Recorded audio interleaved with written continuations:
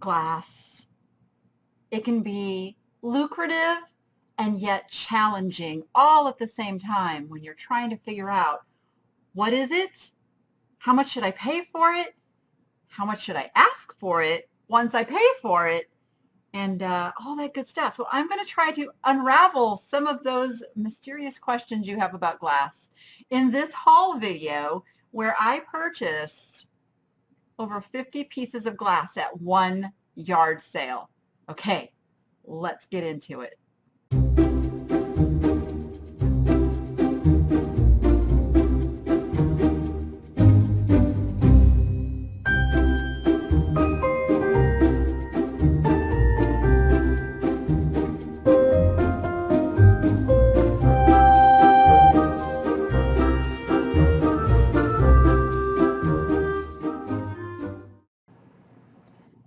This is the only piece I got of Fostoria Heirloom, and it's got a very distinct look. You will recognize this once you know what it is. This pattern is very, very distinguishable from other glass patterns out there, other opalescent glass. And this is opalescent, so we'll start there. Opalescent is when you have a base color and then you kind of see that it turns to like a white, and it comes in all different colors, and I'm going to show you several different colors as we go along, which are all stacked up next to me. No earthquakes, please. But opalescent glass is highly collectible, but there are different patterns, there's different makers, all of that stuff. I'm going to show you quite a few during this video, but there's even way more than I could ever show you in one single video. Okay, so Fostoria Heirloom, this is just a small piece. This is called their 6-inch square dish. And it actually isn't typical for most of the pieces of the Fostoria Heirloom, which tend to come to points. I'm going to put a picture right up here for you so that you can actually see some of the different shapes. Okay. So Fostoria Heirloom is not a super old glass. In fact, this piece right here was made in the 60s. So Fostoria actually advertised this as fine giftware with fashion flair. That was their marketing pitch. And they developed it, and I do have a cheat sheet, I will confess. It was produced from 1959 through 1970. So it's not super old, but it is vintage and it's highly collectible. Now, prices range all over the board, depending what piece you have. There's some pieces that are more rare than others. And I will show you just a few of the highlights here. You can see some of it sells for really good money, and then it goes down from there. Now, it comes in blue, pink, and green. Those are the main colors to look for. So this is the only piece that she had of Fostoria Heirloom, and I can get about $30 for just this little guy right here. Okay, let's talk about Carnival Glass. I got several pieces of Carnival Glass in this little yard sailing adventure. And Carnival Glass can be tricky because some pieces are not worth very much. Other pieces are worth sometimes into the thousands. So having a little bit of information can help you determine which pieces are good to pick up or not. So first, let me just give you a little bit of history about Carnival Glass. It was started in 1908 by the Fenton Company. And it was Fenton's answer, an affordable answer, to the really high-end glass makers like Dugan and Tiffany. In fact, Carnival Glass was known as poor man's Tiffany because it let people that weren't wealthy be able to enjoy that beautiful iridescent color that Tiffany and Dugan were producing.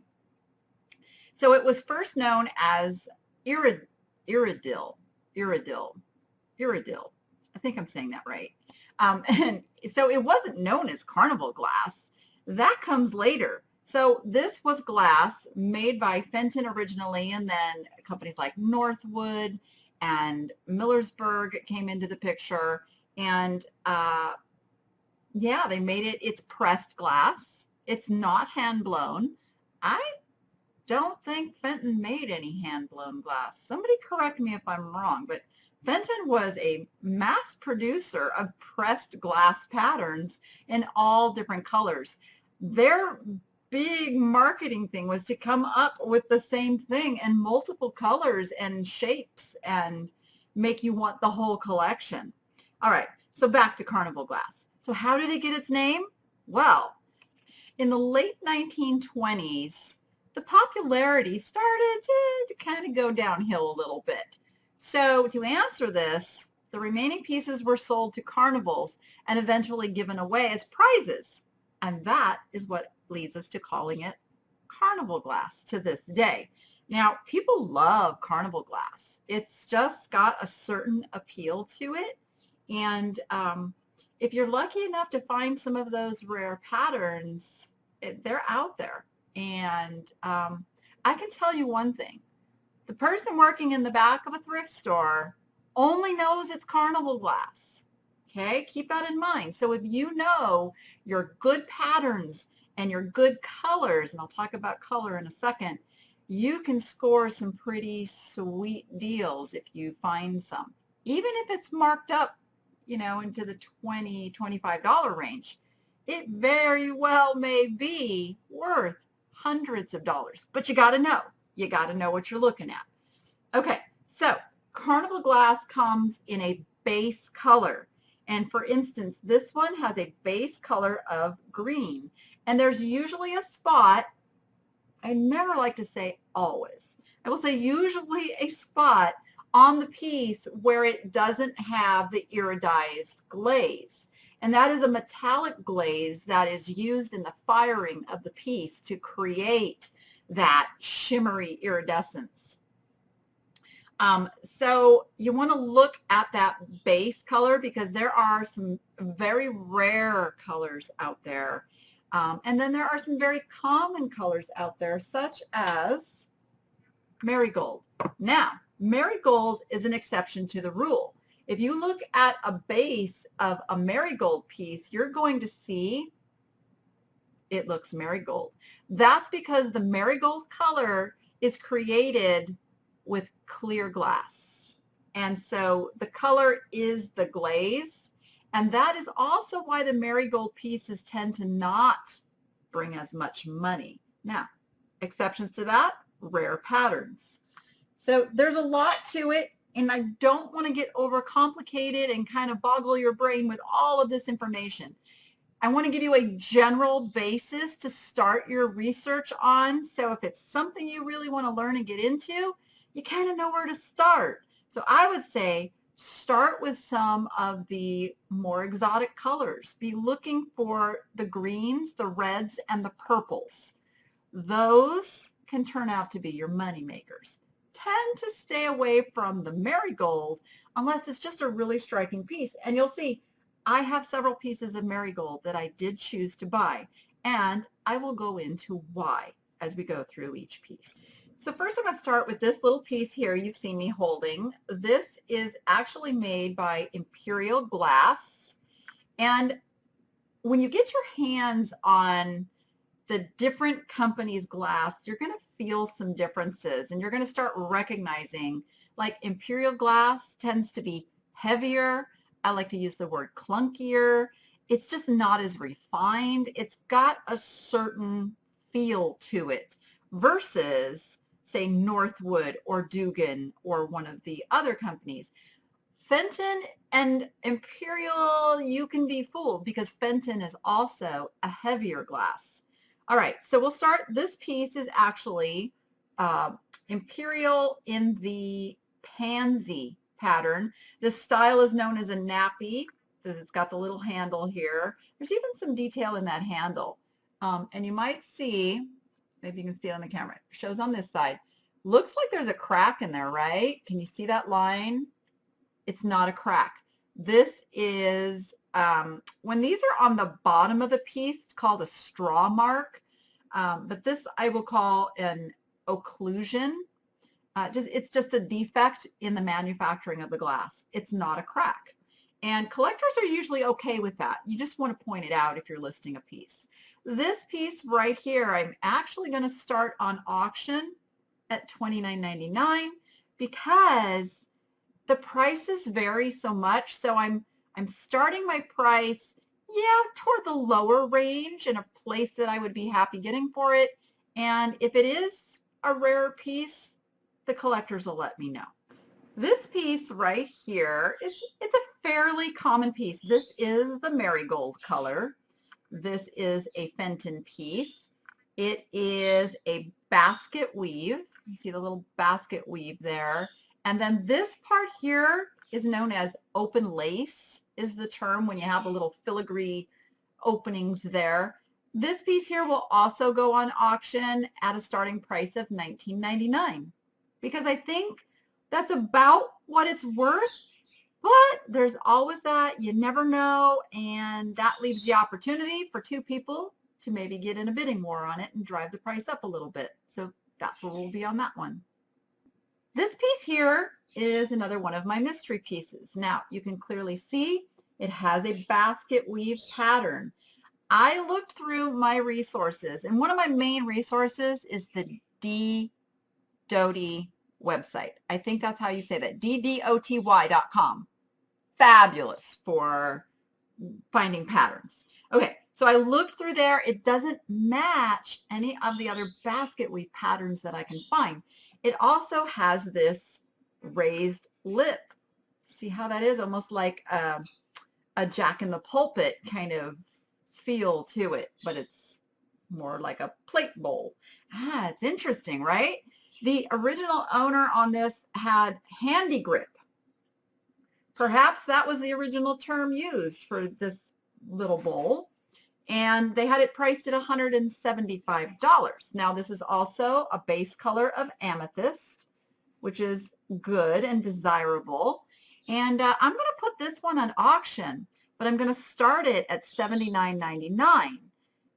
It's about where I think it should be, but on the off chance that I have mistakenly identified it and it's something more rare, if I have two collectors who know something that I don't, they could get in a bidding war and drive that price up even from there. But if it's sold at $80, I'd be perfectly happy with that too. So another mystery piece, you know something, let me know in the comments. This really cool piece right here is a Fenton, and it is known as ribbon tie, or sometimes it's known as comet. Ribbon tie seems to be the more popular term for it. This was produced in 1910, 1911. This right here is over 100 years old. That just always blows my mind about glass. Now, this piece is pretty coarse in its production. It's got some raised seam, not, you know, normally they kind of like smooth that out. No, not this piece. Again, Fenton was mass producing this. This was, you know, they wanted it in every home kind of thing. This was not refined, expensive glass. Now, I have seen this particular bowl shape known as the ice cream shape versus just it being even all the way around. So again, this is one of those pieces where the value could be a little bit all over the place. And it is an amethyst color, as you can see by the base there. So I am going to put this piece on auction and also start it at $79.99 just to see if perhaps I have underestimated its value. It's definitely a nice old piece of authentic Fenton Carnival glass. Say that 10 times fast. This piece took me a little bit of time to figure out because the pattern on it, at first I thought it was plain, but you can see it's just barely kind of there, and then there's this flower on the bottom. What I have been able to figure out is this is a Dugan Daisy Deer ruffled bowl from approximately 1909. So this is in the very early stages of Carnival glass.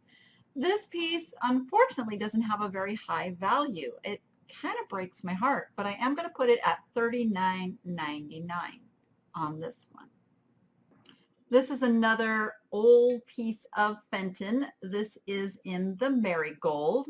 You can see there's no different color there. It is Marigold through and through. Now this piece was produced in about 1908. It's one of the very, very first ones produced. And sadly, this piece is only worth about 30 bucks. And remember, I price a little bit on the high side, so it's really like between 20 and 30. And the pattern is called Fern Panels. And Fern Panels has these, well, fern panels and going up the sides. Now, this was only produced in this shape or similar hat shapes is what they call these. Hat bowl or hat vase was only produced in these hat shapes. So there it is. This is a piece of Dugan windflower. This particular shape of this bowl is known to collectors as the ice cream shape. I don't know why, but that's what it is. Now, this has some of those straw marks that I have talked about before. They're just little places in the glass that kind of look like something set against it when it was cooling. Those are perfectly acceptable. They actually are a sign that it's authentically old too. This is unfortunately a marigold color, which is not as desirable, but the shape is desirable. So I am going to put this piece on auction at $39.99. This is another piece of Dugan, and you can see it is the marigold pattern. The reason I picked this up is this pattern is somewhat on the rare side. It is known as Cosmos Variant, and according to the excuse me, according to the D-Dotty site or D-Doty site, I'm not sure how to say that. They don't know why it's called a variant, but it is a fairly rare pattern. So even in the marigold, and you can see the clear bottom there, this piece is worth about 50 bucks. So that is what I'm going to list it at. This pattern is known as Holly Sprig, and it is made by a company known as Millersburg. Now, Millersburg has a little bit of an interesting history. It was started about the same time as Fenton by the brother of Frank Fenton. I had to look down and get my names right there. So John Fenton, the brother of Frank Fenton, started Millersburg Glass while Frank Fenton went on to Fenton Glass fame. And the Millersburg plant only stayed open for 4 years. They filed for bankruptcy in 1911, and they were done the year after that. So that is one of the reasons the Millersburg pieces can go for a bit higher money, even in the marigold in some of those patterns. This shape is known as a bonbon. I'm not sure why, but I like the name. I like to say bonbon. I will be putting this item up for $49.99. This is a piece by Fenton, an early Fenton Carnival Glass piece, and the pattern is Blackberry Spray. You can kind of see why they named it that. This is a Ruffled Hat Vase. Again, it's that hat kind of shape. There's a bubble. See that? There's little occlusions. It's got some scratches, and you can also see the original dealer on this had it priced at $100 with a book price of $200. Now, book prices have way changed with the age of eBay, but this is still a fairly valuable piece. I will be putting this on auction with a starting price of $49.99 because instead of spending hours of time researching this particular color and all of that, I'm going to let the collectors decide. And if it is a valuable piece, the price will go up. If it is not one of the valuable pieces, it should sell for its opening bid because $50 is about the low end for this pattern. One of the things I like about the Carnival Glass, Opalescent Glass, pressed glass patterns is that if you look at the motifs, it's fairly easy to do your research and track down the pattern and who done it. It is one of the great things about the internet now. Whereas before, we had to go through books and, just kind of page through until we found one that looked the same. So this, you can see, has strawberries. And surprisingly enough, the name of this pattern is, you guessed it, it's Strawberry. And it is by Northwood. You can see the really cool basket weave on the back. And this is a green, which is pretty apparent. Even when you look at the Carnival Glass iridized side, you can see that it's green. Now this was an early piece. Again, this is a form that they call a pie crust edge. And I think that's pretty self-explanatory. And the other edges that they have kind of like, the ruffles and the weights, whereas this is straight all the way around, and they call this pie crust. This is probably the best piece of Carnival Glass that was included in this purchase. Former dealer had this priced at $285. Now the values have come down with the age of eBay, and this one will be priced at $149.99. This piece here shows how they were starting to mix some techniques. This is by Dugan, and this is a mixture of Carnival Glass with the opalescent technique, which I just love. It's different. This pattern is known as stippled flower, and this is known as a peach opalescent. I used to have a kitchen full of peach opalescent. It's a really good kitchen color, I just gotta say, but then I got a little overwhelmed, but I digress. This one right here will be listed at $49.99. I know you hate when I do this, but we're going to leave off right here, absorb the Carnival Glass information, and I will come back with a part 2 that's going to cover opalescent glass. We're going to go pretty heavy and extensively into that as well. I just thought I don't want to make like a big long video that you don't have time to watch the whole thing. So with that, go be profitable, make it fun, and I hope you find some good glass out there in the wild.